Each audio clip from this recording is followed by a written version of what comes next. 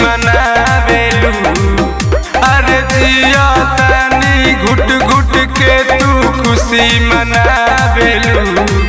सच कह कवन जन्म के बदला हमसे सधावेलू। सच कह कवन जन्म के बदला हमसे निकालेलू।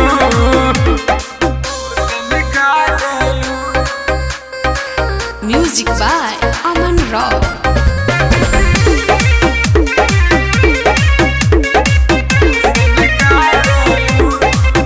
पगला के भेष बना के मोर अब मजा तू हमसे लेत बारू। अब का बताई नाजुक दिल पे सजा तू केतना देत बारू।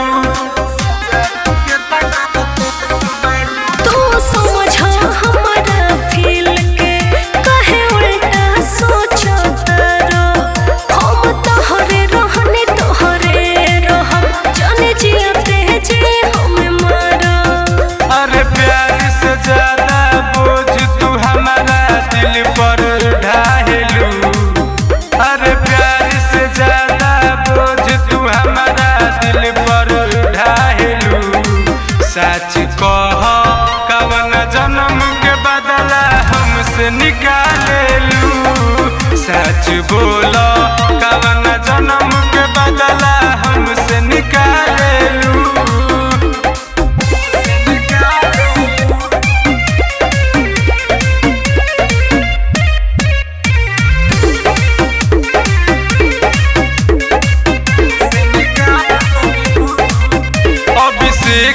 जनबी दुख अपन अब के करा से सुनाई हो।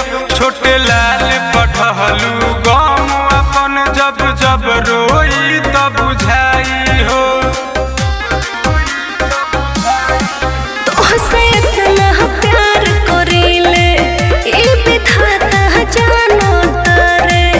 कुछ गलत फहमी भइल रहे ई दिल मोर मानतावे।